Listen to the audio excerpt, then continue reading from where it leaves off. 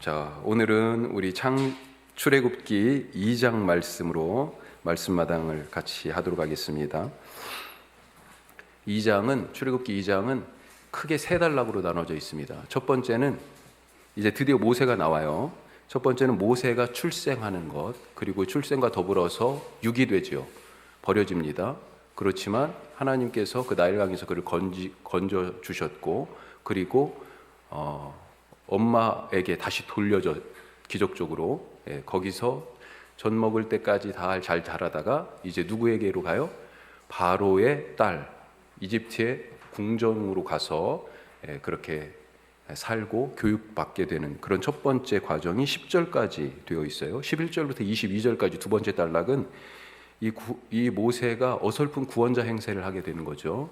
그 어설픈 구원자로서의 모세의 실패와 좌절에 대해서 다루고 있습니다. 이집트 군사를 갖다가 이집트 사람을 쳐 죽이죠.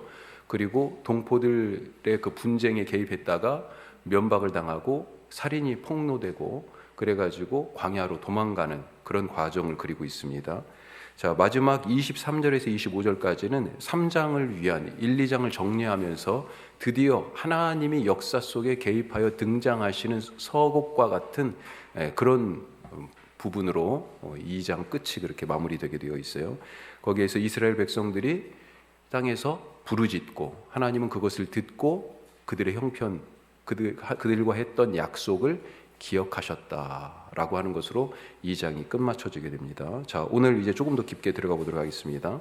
1절에서 10절까지 어떤 부분이에요? 모세의 출생과 양육에 대한 부분이에요. 자, 우리 1절에서 10절까지 먼저 말씀을 읽고 그리고 쭉 알아보고 오늘은 그렇게 하겠습니다. 자, 1절에서 10절까지 같이 한번 읽어보겠습니다. 같이요.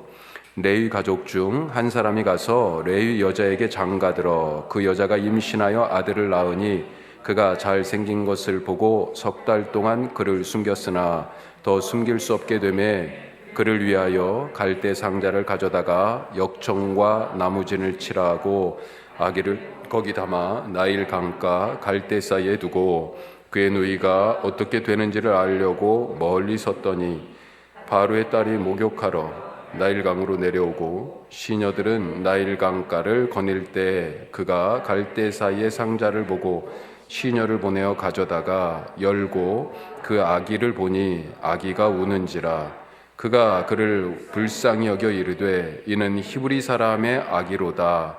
그의 누이가 바로의 딸에게 이르되 내가 가서 당신을 위하여 히브리 여인 중에서 유모를 불러다가 이 아기에게 젖을 먹이게 하리까. 바로의 딸이 그에게 이르되 가라 하매 그 소녀가 가서 그 아기의 어머니를 불러오니 바로의 딸이 그에게 이르되 이 아기를 데려다가 나를 위하여 젖을 먹이라. 내가 그 삭슬 주리라. 여인이 아기를 데려다가 젖을 먹이더니 그 아기가 자라매 바로의 딸에게로 데려가니 그가 그의 아들이 되니라. 그가 그의 이름을 모세라 하여 이르되 이는 내가 그를 물에서 건져내었음이라 하였더라. 아멘. 자, 모세가 태어나는 장면이에요. 그런데 그 역사적 배경, 그 시대적 배경이 뭡니까?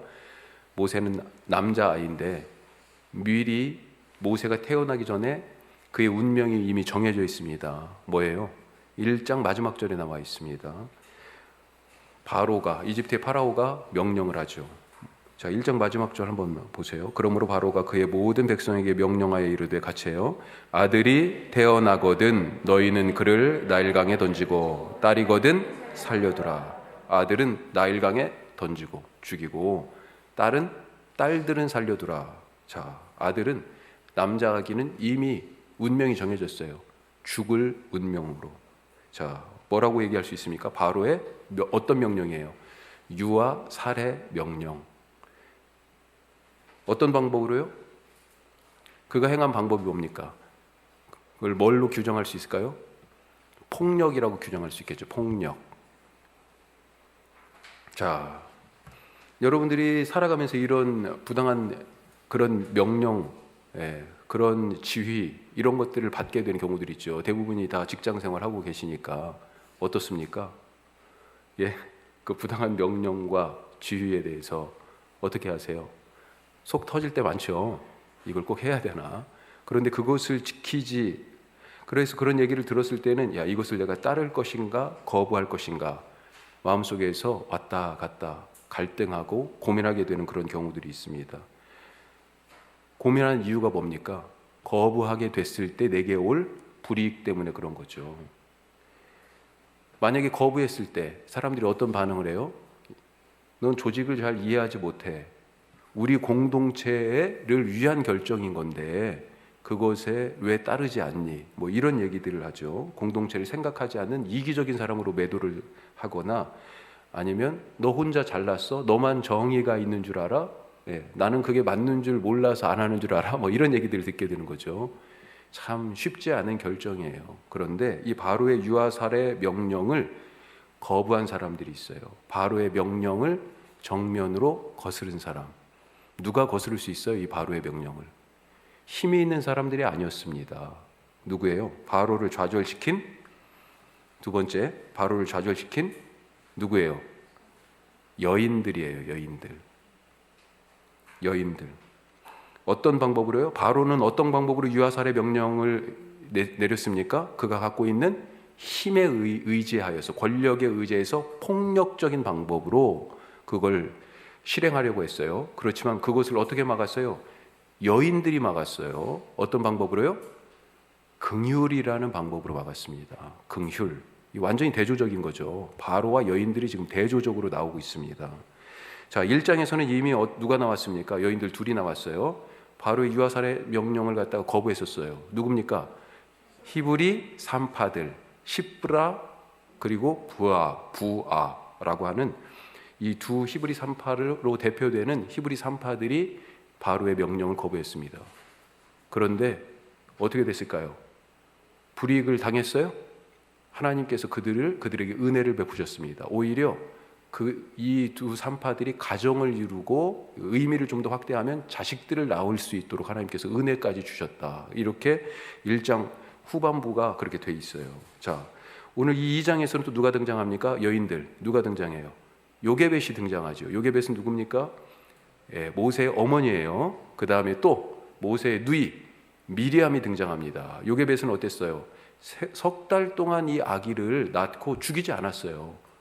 죽일 수가 없었어요, 이 아들을. 그래서 모르게 키웠는데 더 이상 모르게 키울 수 없는 지경이 되니 이제 이 아이를 갈대 상자에 담아서 나일 강가에 갈대 사이에 그렇게 띄워놓죠.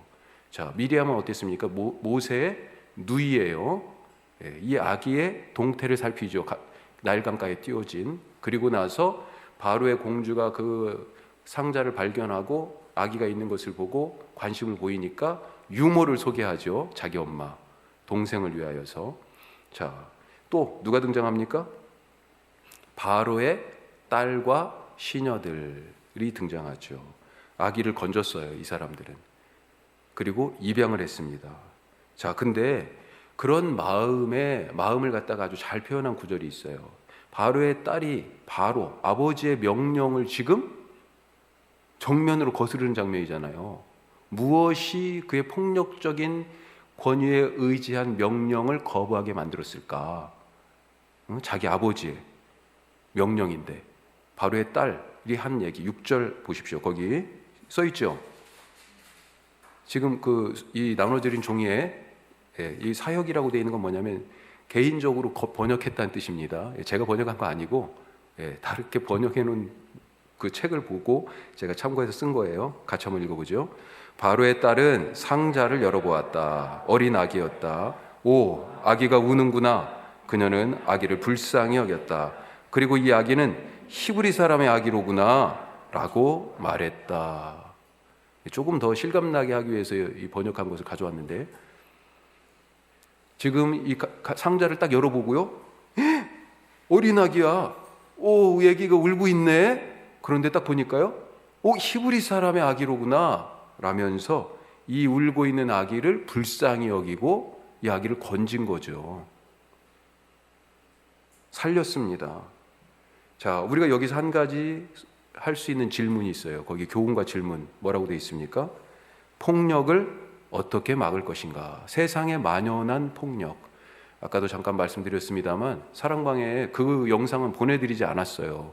임마누엘 교회 앞에서 임마누엘 교회 다니는 그 7살 꼬마 동생이 아직도 셋이나 있어요. 그 밑으로. 그러니까 엄마도 지금 교회를 다니는 것 같고, 그런데 교회 앞에서 제가 영상을 보고 돌려드릴 수 없더라고, 전달을 못 해드리겠더라고요.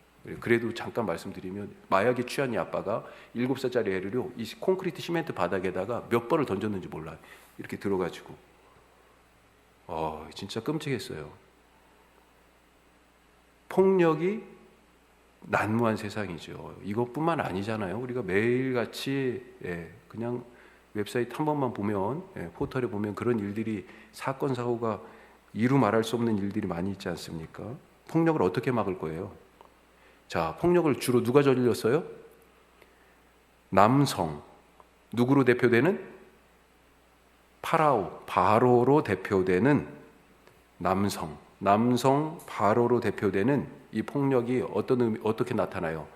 그 특징이 강함, 또 권력의 어떤 형태로, 그리고 이 사회 속에서 어떻게 나타납니까? 주로 제도라고 하는 탈을 쓰고 구조적으로, 제도적으로, 구조적으로. 지금 왕이 명령한 거잖아요. 유아 살해는 지금 제도가 돼버린 거예요. 법이에요. 지금 구조적으로 지금 히브리 사람들이 번성하는 것을 막기 위해서, 이 나라를 평안하게 하기 위하여, 공동의 선을 위하여 폭력이 정당화되고 있는 것입니다. 살인이. 그것도 이제 태어난 아기들을, 이게 딱 정해져 있어요. 구조적인, 제도적인 폭력. 그런데 이것이 지금 오늘 이 이야기 내러티브 속에서는 남성으로 대표되는 바로에 의해서 그것이 자행되고 있다라고 하는 거죠. 자, 그 폭력의 힘 속에서 이것과 맞서는 산파들, 요게벳, 미리암, 바로의 공주와 시녀들, 뭐예요? 여성이죠. 여성. 그 앞에 여성 써주세요. 여성 산파들, 요게벳, 미리암, 바로의 공주와 시녀들이 어떤 방법으로요? 긍휼과 자비의 방법을 통해서 구원한다. 그 폭력 속에서 긍휼과 자비로 구원한다라고 하는 그런 메시지 우리에게 주고 있는 것 아닐까요? 폭력이 어떻게 극복될 수 있어요? 남성성으로 상징되는 이 폭력이 구조적이고 제도적인, 그래서 한 개인이 그것과 맞설 힘이 없어요. 바로의 명령을 어떻게 거부해요? 하지만 그것을 이길 힘이 어디에 있는지 오늘 이 2장 말씀이 보여주고 있는 것 아니냐, 그렇게 생각이 돼요. 자, 그러면서 지금 아기 모세가 버려졌잖아요. 나일 강가에.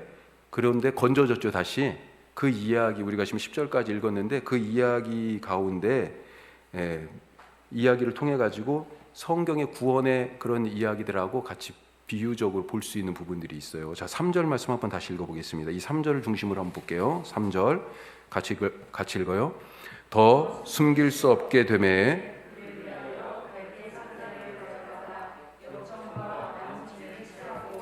아기를 거기 담아 나일 강가 갈대 사이에 두고. 자, 여기 출애굽기 2장 혹은 1장에 나오는 바로의 유아 살해 명령, 이건 누구를 향한 것이었습니까?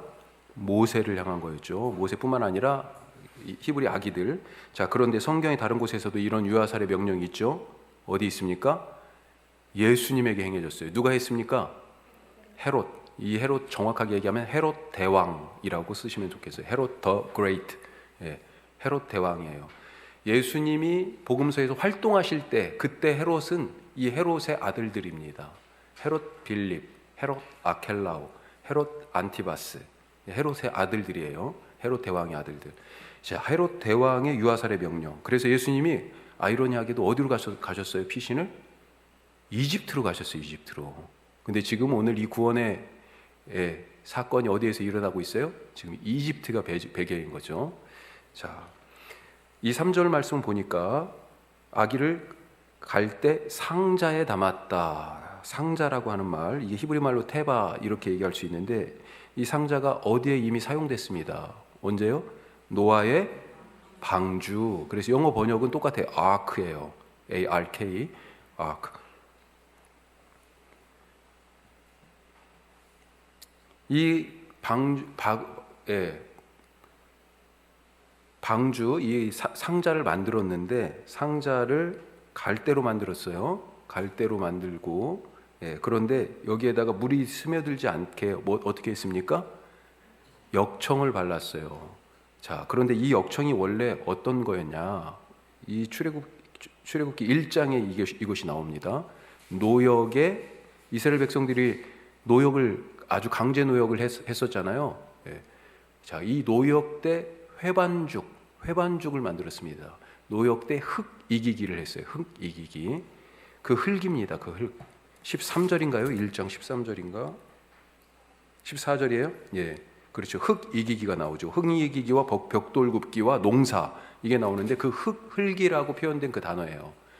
예. 다른 말로 회반죽이라고도 얘기할 수 있겠습니다. 자, 그러니까 노역에 썼던 그 바로가 학대 수단으로 사용했던 그 회반죽을 그 역청을 하나님은 뭐예요? 구원의 도구로 사용하셨다는 것입니다. 자, 갈대는 히브리 말로 수프라고 하는 것입니다. 그런데 이스라엘 백성들이 어디에서 건져졌어요? 지금 모세가 갈대 사이에 지금 있다가 날강가에 거기에서 지금 건져졌거든요. 그런데 이스라엘 백성들은 어디에서 건져졌어요? 홍해.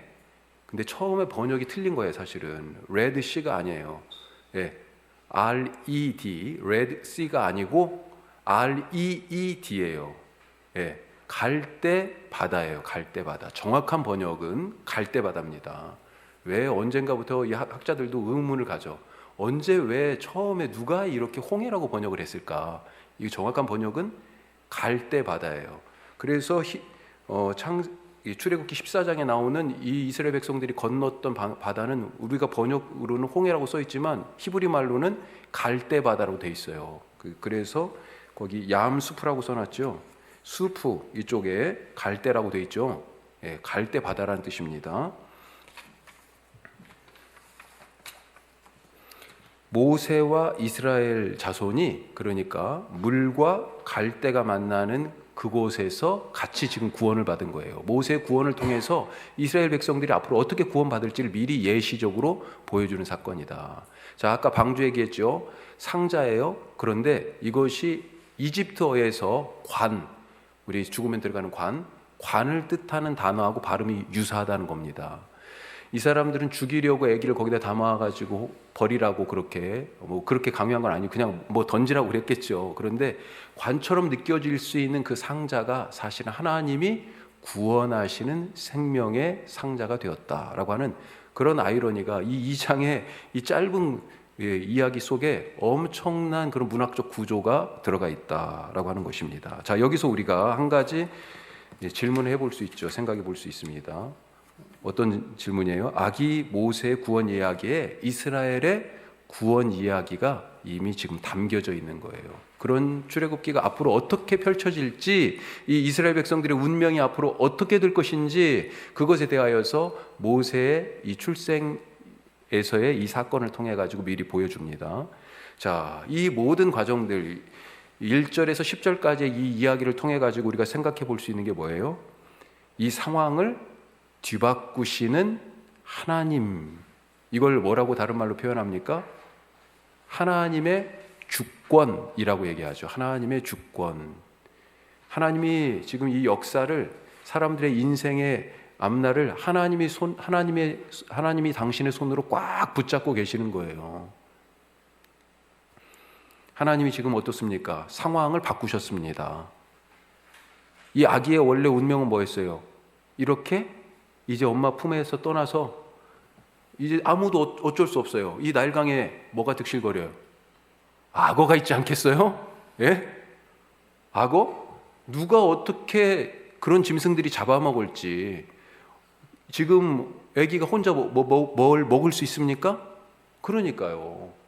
어떤 위험에, 그러다가 굶어 죽든지 알 수가 없는 노릇이에요. 이제는 내맡겨졌어요. 버려졌습니다. 방치됐어요. 그렇지만 그 아기의 운명을, 죽을 운명의 아기를 바꾸셨어요. 안전하게 집에 돌아가게 하셨습니다. 엄마 품에 다시 안기게 하셨어요. 상황을 누가 바꿨어요? 하나님이 바꾸셨습니다. 아기 엄마는 어땠습니까? 이 아기를 원래 지금 어쩔 수 없이 그렇게 지금 내놓을 수밖에 없었잖아요. 그런데 이 아기를 다시 안았을 뿐만 아니라 지금 아기를 젖먹여 키우면서 공주로부터 돈을 받게 됐습니다. 엄청난 일이죠. 바로의 딸을 또 하나님께서 후견인으로 세우셔가지고 이 모세를 어디에서 교육시켜요? 이 애굽의 최고의 교육, 최고의 환경에서 그를 양육시키는 하나님의 이 놀라운 상황을 반전시키는 그런 역사하심. 그래서 히브리 백성을, 이 히브리 아기를 이집트에서 구원할, 히브리 백성을 이집트에서 구원할 그 구원자가 지금 어디에서 자라고 있어요? 이집트의 궁정에서 자라게 하시는 그런 아이러니를 우리가 오늘 이 말씀에서 볼 수 있습니다. 이 모든 일의 상황을 누가 주도하셔요? 사람들이 한 게 있습니까? 아무것도 없어요. 아무것도 없어. 이 아기를 버렸을 때 엄마의 마음 어땠겠습니까? 이것을 예상할 수 있었겠어요? 우리가 오늘 살아가면서 1시간 뒤를 예상할 수 있었어요? 내가 기대했던 사람을 거기서 만날 수 있었고 내가 하고 싶은 일을 꼭 할 수 있었습니까? 아니에요. 생각지 않았던 일들이 항상 나타나죠. 오히려 그래서 인생은 재밌는지도 모르겠습니다. 오히려 그래서 하나님을 더 신뢰하는 것이 과연 이 진짜 인생을 제대로 살아가는 것이다 라고 하는 것을 배우게 하시는지도 모르겠어요. 모든 상황이 하나님의 손 안에 있다라고 하는 것을 믿으시기 바랍니다. 모세 엄마 같은 절망이 있어도 걱정하지 마세요. 하나님 손에 우리의 삶이 있습니다. 자, 이제 두 번째 단락 11절에서 22절. 모세가 여기서 어설픈 구원자 행세를 합니다. 자, 왜 구원자로 나섰어요? 동기가 정의감에 사로잡혀 있었어요. 모세는 보니까 정의감이 넘쳐. 그 행동의 동기가요, 정의감인 것 같아요. 보면. 예. 자, 이 정의를 그러면 어떻게 세울 것인가? 이것도 한번 우리가 이따 생각해 보죠. 세 가지 단락이 나와 있습니다. 11절에서 22절은 이 어설픈 구원자 행세를 하면서 변화되는 모세의 모습이 나오는데, 첫 번째는 11절에서 12절, 동포들을 학대하는 애굽 사람을 쳐 죽이는 사건이 있죠. 두 번째는 13절에서 15절, 동포들이 이제 서로 싸우는데 그 중재자로 나선 모세의 모습이 있어요. 그리고 세 번째는 또 목자들과 여인들이 다투는 그런 장면. 그러니까 여인들이 일방적으로 이 또 강한 남성, 이 목자들이 아주 그렇게 못살게 굴었죠. 그 미디안 광야에서의 그 장면, 이 세 가지를 통해 가지고 정의감 넘치는 모세가 어설픈 구원자 행세를 하다가 실패하고 어떻게 변해가는지 그 모습을 우리가 살펴보죠. 자, 11절에서 22절 말씀을 다시 또 읽어보겠습니다. 자, 이것은 한 절씩 읽어볼게요. 저와 여러분이. 11절입니다. 모세가 장성한 후에 한 번은 자기 형제들에게 나가서 그들이 고되게 노동하는 것을 보더니 어떤 애굽 사람이 한 히브리 사람 곧 자기 형제를 치는 것을 본지라.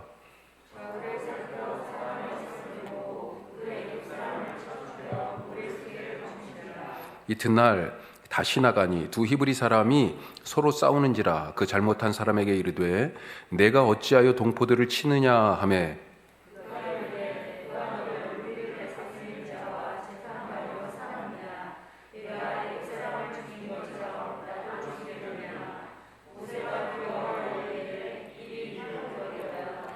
바로가 이 일을 듣고 모세를 죽이고자 하여 찾는지라. 모세가 바로의 낯을 피하여 미디안 땅에 머물며 하루는 우물 곁에 앉았더라.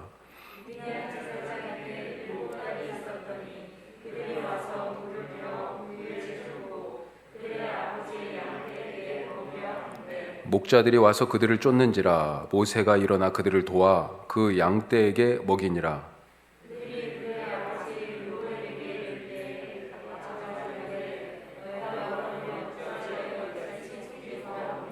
그들이 이르되 한 애굽 사람이 우리를 목자들의 손에서 건져내고 우리를 위하여 물을 길어 양떼에게 먹였나이다.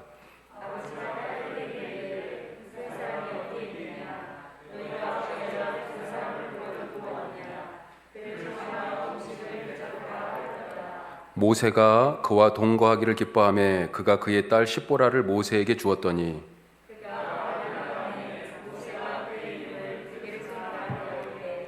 내가 타국에서 나그네가 되었음이라 하였더라. 아멘. 아멘. 자, 크게 지금 세 단락으로 세 장면이 나오죠. 첫 번째 11절 12절 말씀, 동포를 학대하는 애굽 사람. 이 애굽 사람은 또 애굽 일종의 감독자는 아니었던 것처럼 보여요. 예. 여기 그냥 애굽 사람이 아주 불의하게 이런 일을 자의적으로 행한 것 같은 그런 생각이 듭니다. 포악한 땅이에요. 힘 있는 사람이 지금 힘만 있으면 소위 말하는 최고예요. 이 포악한 땅에서 정의를 실현하기 위하여서 지금 폭력을 행사했잖아요. 이 폭력에 모세가 뭘로 맞섰어요? 폭력으로 맞섰습니다. 같은 방법으로. 힘에는 힘, 네가 센가 내가 센가 한번 해보자. 지금 그런 거죠. 왜 예굽 사람을 쳐 죽였을까요?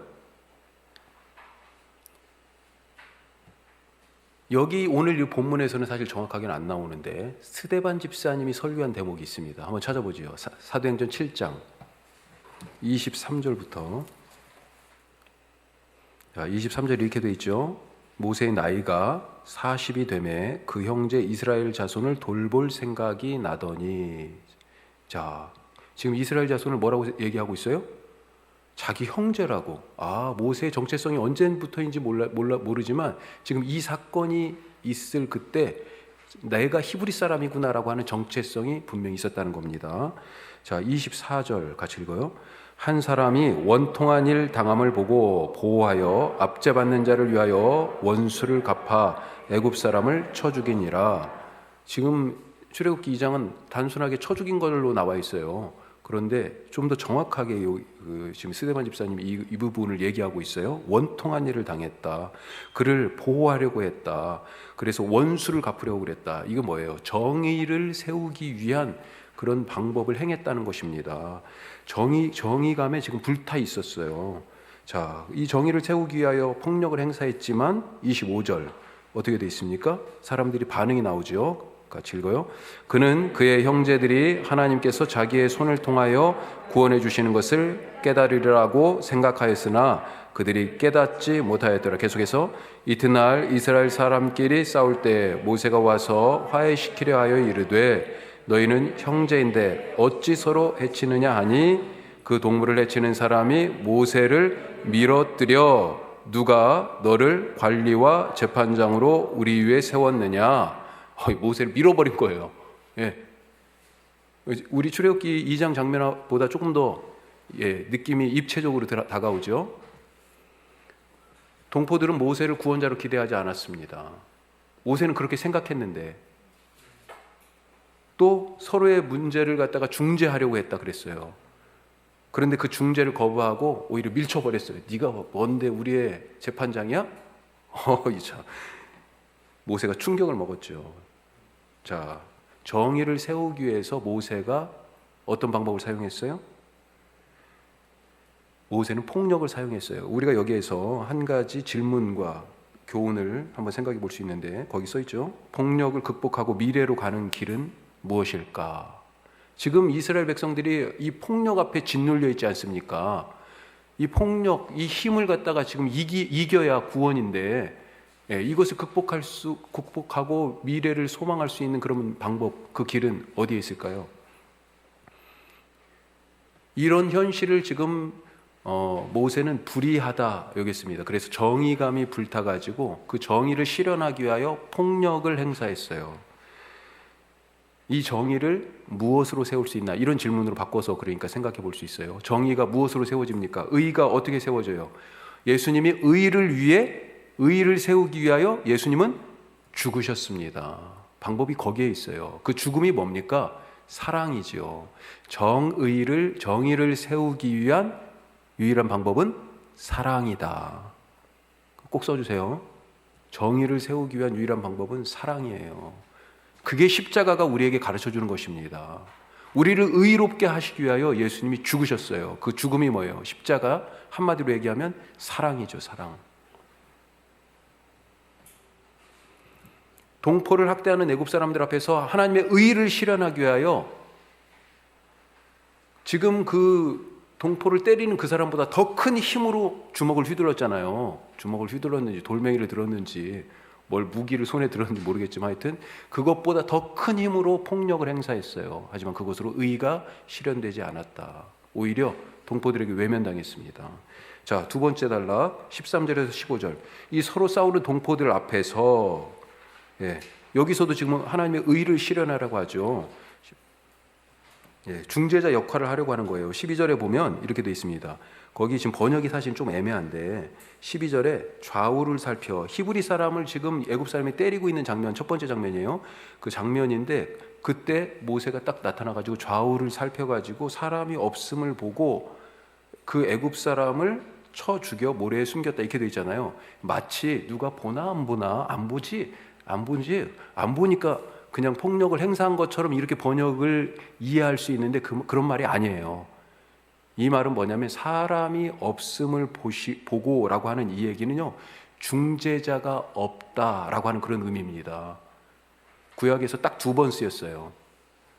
중재자가 없는 것을 보고 내가 그 일을 중재하기 위하여 나름대로는 그 중재의 방법으로 폭력을 행사한 겁니다. 자, 그것을 똑같은 방법으로 지금 동포들 히브리 사람 2사람이 지금 싸우고 있는 거예요. 또 중재자 노릇을 하려고 나선 것입니다.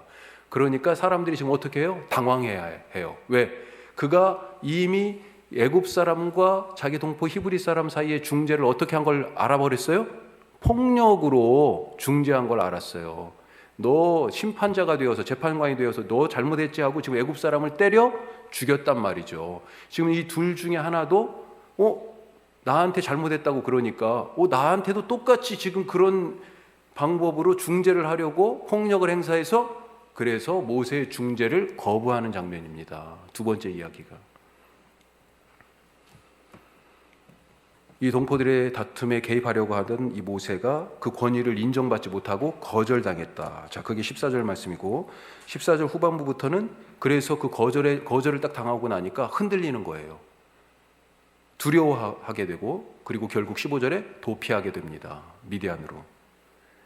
그러면서 이 이야기 속에서 모세는 구원자에게 있어야 할 것이 자기 자신에게 없는 것을 알게 됩니다. 자, 구원자에게 꼭 필요한 것 무엇일까요? 크게는 2가지인데 오늘 말씀해 보니까 한 가지를 더 생각해 볼 수 있는데, 자, 힘은 있어요. 지금 자기는 힘이 있었어요. 힘은 있지만 뭐가 없어요? 동포들의 신뢰가 없어요. 물론 이게 필수적인 건 아닙니다. 예수님이 유대인들이 신뢰하지 않았어도 구원자이셨잖아요. 하지만 지금 이 내러티브 속에서는 이 신뢰가 또 중요한 부분을 하나 나오니까 동포들의 신뢰, 이게 없다는 것을 알았어요. 또 한 가지, 구원자로서의 소명이 없었어요. 소명이 없어. 단순한 정의감은 있었지만요, 구원자로서 하나님이 나를 부르셨다라고 하는 소명이 없었어요. 그래서 3장에 가면 뭐가 나와요? 모세의 소명이 나옵니다. 하나님이 그를 부르신 이야기가 이제 나와요. 소명 없이 행하는 일에 대하여 위험하다라고 하는 것을 지금 알려주는 것입니다. 또 한 가지는 모세가 소명도 없고 그 다음에 동포들의 신뢰도 없었지만 정의감은 불타 있었죠. 그래서 이들을 구원하려고 했어요. 그런데 알고 보니까 그 방법이 잘못됐다. 구원의 방법이 없어요. 방법이. 자, 여기서 한 가지, 이 동포들이 지금 모세의 권위를 인정하지 않잖아요. 중재자로서의 그 모세의 위치를 받아들이지 않아요. 왜 그랬을까요? 자, 그런데 이 이집트에서의 모세와 비교할 사람이 또 하나 있습니다. 누구냐면 광야에서의 모세. 광야는 나중에 이스라엘 백성들을 이끌고 출애굽한 다음에 광야에서의 모세. 이때도 권위를 인정하지 않은 적이 있었지만 그래도 거의 대부분이 뭐예요? 모세의 권위를 인정했어요. 모세 무슨 일이 있으면 지금 사람들이 동포들이 서로 다퉜잖아요. 왜 다퉈요? 네가 맞냐 내가 맞냐 지금 분쟁이 일어난 거잖아요. 분쟁이 있을 때 어떻게 하라고 그랬습니까? 모세 앞에 오는 거잖아요. 그래가지고 모세가 누가 맞아? 이건 이렇게 하세요. 판단을 한다고요. 이걸 모세의 장인이 와서 보고 어떻게 이 많은 사람은 네가 혼자 다 해? 그래서 50부장, 10부장, 100부장, 1000부장 다 세우라고 얘기한 거잖아요. 자, 그때는 권위를 인정했어요. 광야의 모세는 권위를 인정받았는데 이 이집트의 모세는 권위를 인정받지 못하고 있어요. 어떤 차이가 있을까요? 어떤 차이가 있습니까? 모세가 지금 보여준 이 방법 뭐예요? 폭력으로 문제를 해결하려고 하는 이 방법으로는 권위를 얻을 수 없다는 것입니다. 자, 그런데 어떻게 광야의 모세는 권위를 인정받았을까? 그의 권위는 어디에서 나옵니까? 하나님의 말씀에서 나오더라 라고 하는 것입니다. 하나님의 말씀을 받아갖고 왔잖아요. 하나님 만난 사람이 누가 있어요? 이스라엘 백성들 중에 모세가 만나고 왔잖아요. 그가 하나님의 말씀으로 지금 이렇게 살라고, 유출병이 있는 자는 이렇게 하고, 이거는 먹고 이거는 먹지 말고, 이 모든 걸 판단을 지금 누가 하고 있어요? 누가 알려줘요? 모세가 알려줬잖아요. 하나님의 말씀을 통해서 그들을 판단했습니다. 그들 사이에 중재자가 됐어요. 모세는, 이 이집트의 모세는 그 권위를 세우고 구원자로서 자기를 증명하기 위해 힘, 폭력, 권력 이런 것에 의존했지만, 하나님은 광야의 모세처럼 힘이 아니라 하나님의 말씀에 의지해야 권위가 선다라고 그렇게 알려주고 있는 것입니다. 세상 사람들 앞에서 권위 있는 사람이 되려면 내가 그 사람보다 더 높은 자리에 올라가야 되는 게 아니라는 겁니다. 내가 그 회사에서의 직급은 훨씬 더 낮아도 뭘로 살아야 돼요? 하나님의 말씀을 의지하는 사람을 하나님께서 그를 더 권위 있게 하신다라고 하는 거예요. 자, 그러니까 모세가 지금 이런 권위도 없고, 아까 구원자로서 없는 것들이 있었잖아요. 그래서 흔들렸어요. 모세가 왜 흔들렸어요? 자, 다시 한번 살펴보면 무엇의 부재입니까? 소명의 부재예요. 소명의 부재. 소명의 부재. 정의감은 있었지만 구원자로서의 소명이 없었고, 또 그릇된 방법. 앞에 있는 것이 반복이에요. 그가 알고 있던 방법은 뭡니까? 애굽의 궁정에서 교육받았던 폭력이라는 방법, 해결책이었어요. 그것이 지금 통하지 않으니까 갑자기 그냥 붕 떠버린 거예요. 내가 할 수 있는 게 뭐지? 이 소명이 없던 모세는 자기 방법이 통하지 않으니까 결국 좌절하고 낙심하고 두려워서 광야로 도망가 버렸습니다. 자, 16절에서 20절은 목자들의 폭력 앞에서 목자들이 폭력을 행사하죠. 이 르우엘, 미디안 제사장 르우엘의 딸들, 나중에 모세의 아내가 되는 시브라가 거기에 안에 있어요. 그래서 그 여인들이 이 난폭한 목자들의 횡포에 지금 막 시달리고 있을 때 구원자가 되어서 지금 또 모세가 나타나죠. 그런데 여기에서는 힘을 적절하게, 이제 드디어 적절하게 사용하는 법을, 힘으로 모든 것이 해결되는 것이 아님을 조금씩 깨닫는 것 같아요. 그리고 무엇을 봤습니까? 낯선 사람들, 지금 이 광야에서 처음 만나는 사람들이잖아요. 이 여인의 시브라의 가족, 미디안 제사장 르우엘 통해 가지고 친절하게 환대를 받고, 어떻게 보면 여기에서 한 번 더 구원을 경험하게 되는 거죠. 자, 이 부분은 바로 넘어가겠습니다. 자, 그리고 모세의 장인이 지금 여기서 잠깐 등장하는데, 이건 그냥 제가 써놓은 거예요. 참고해서 보시고, 세 이름이 나옵니다. 같은 사람인데 성경에 이름이 3번 나와요. 지금 여기 출애굽기에서는 르우엘이라고 나와요. 이 장면에서는, 이 장에서는 모세의 장인이 시브라의 아버지라고 돼 있죠. 시보라의 아버지. 자, 그런데 뒤에 가면 이 출애굽기 나머지 부분에서는 거의, 특히 18장에 출애굽한 이스라엘 백성들을 혼자 재판하는 모세를 보고 방법을 알려주잖아요. 좀 효율적인, 합리적인 방법. 그래서 아까 말씀드린 것처럼 50부장, 100부장, 1000부장 다 세워라 이렇게 얘기하는데, 그때 등장할 때 이름은 이드로라고 나와요. 그리고 나머지 출애굽기 대부분에서도 이드로라고 나오고, 그런데 민수기와 사사기에는 호밥이라는 이름도 나옵니다. 참고하셔서 그냥 보시고요. 자, 여기서 생각해 볼 수 있는 질문 하나가 뭐냐, 하나님이 과연 어디에 계시는가? 왜 그러냐면 1, 2장 이야기를 통째로 쭉 읽어보면요, 하나님이 이 이야기 속에 거의 등장하지 않습니다. 아니, 사람들은 이런 지금 긴박하고 급박한 상황 속을 살아가고 있고, 우리가 말로 그냥 고된 노역 이렇게 쓰고, 흙 이기기와 벽돌 굽기와 농사 이렇게 그냥 쓰고, 아이들을 낳으면 죽여라 뭐 이렇게 그냥 말로 읽을 수 있겠지만, 그것이 진짜 현실의 삶으로 다가오는 사람들에게는 어때요? 그 정말 참을 수 없는, 단 하루도 제대로 숨 쉬면서 살아갈 수 없는 갑갑한 세상 속에 살고 있는데 하나님은 대체 어디 계시냐는 거예요.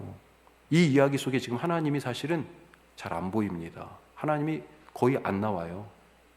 이야기는 이렇게 긴박하게 돌아가지만, 하지만 하나님께서 이 모든 일의 배후에 계시다라고 하는 것을 우리가 사실은 이 이야기를 읽으면서 하나님의 이름은 거의 등장하지 않지만 하나님이 이 일의, 이 역사의 배후에 계신다라고 하는 것, 그걸 알 수 있지 않습니까?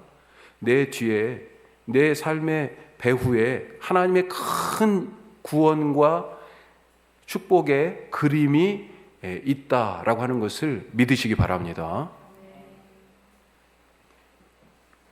자, 마지막 22절에서 25절, 이제 3장을 2장에서 3장으로 넘어가는 이 상황에서 3장에는 이제 드디어 하나님이 역사의 전면에 딱 등장하십니다. 1, 2장은 이렇게 마치 커튼 뒤에 지금 계신 분처럼 이렇게 보이는데, 이제 3장은 쫙 커튼을 열고 하나님이 나다라고 하고 이렇게 딱 나타나세요. 그 등장을 위한 서곡처럼 느껴지는 것이 22절에서 25절까지의 말씀이에요. 자, 같이 한번 읽어보겠습니다. 모세가 그의 이름을 게르솜이라 하여 이르되 내가 타국에서 나그네가 되었음이라 하였더라. 여러 해 후에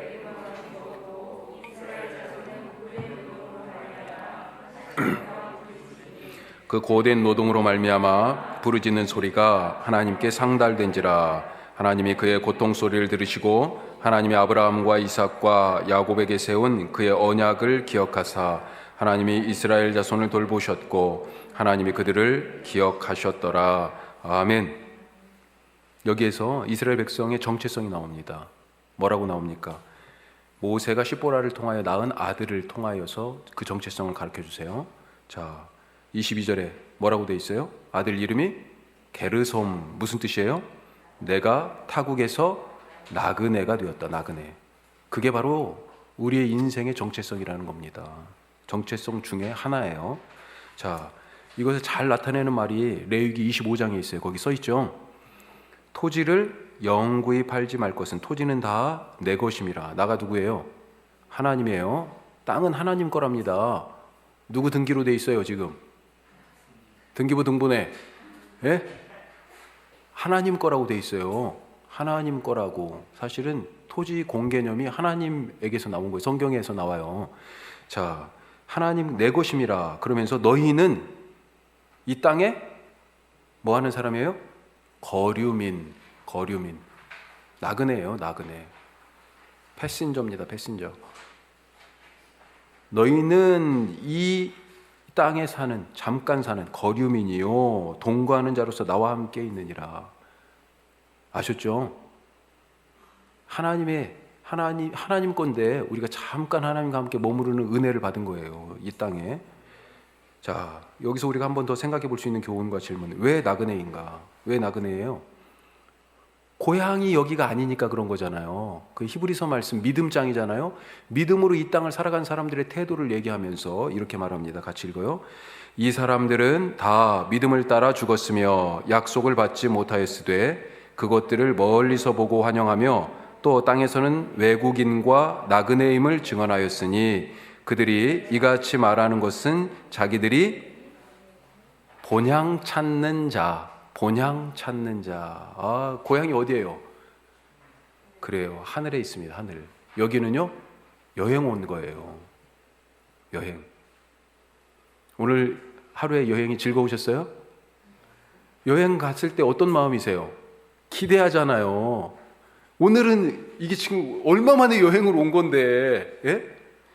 지금 원주에 여행 오셨어, 잠깐. 예.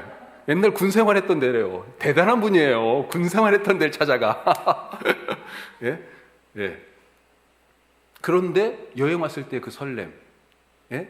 그 기대, 매일매일을 그런 기대와 설렘으로 살아가시길 바랍니다. 대신 한 가지 뭐가 있어요? 내 것이 아니에요. 그렇죠? 짐이 가벼워요. 나그네는 짐이 가볍습니다. 누가 그걸 다 짊어지고 다녀요. 예. 다 놓고 갈 거라는 생각이 항상 있잖아요. 잠깐 쓰다 가는 겁니다. 자, 마지막으로 23절에 25절. 이제 임박한 하나님의 하나님의 개입이 임박했다라고 하는 것을 보여줘요. 자, 애굽 왕이 죽었지만 이스라엘 백성들의 고된 노역은 계속돼요. 다른 왕이 들어서도 이 노역이 없어지지가 않아요. 그래서 이스라엘 자손 23절에 뭐라고 돼 있습니까? 동사가 4개 정도 나오는데 탄식하고 부르짖고 또 부르짖고 또 소리라고 표현되어 있는데 탄식이 또 나와요. 자, 여기에 대해서 하나님이 응답하시죠. 24절 25절에 뭐라고 돼 있어요? 그 탄식을 들으시고 부르짖음에 기억하시고 그 부르짖으니 돌보시고 그 탄식 소리를 또 기억하셨다. 이렇게 돼 있습니다. 우리의 그 하나하나에 대하여 하나님이 그대로 맞대응하셔서 응답하고 계세요. 내 목소리가 하나님한테 안 들리는 것 같습니까? 하나님이 다 듣고 예전에 아브라함과 이삭과 야곱에게 하셨던 약속, 그것을 기억하시고 나에게 그것이 응하게 하신다라고 하는 것을 믿으시기 바랍니다. 기도하겠습니다.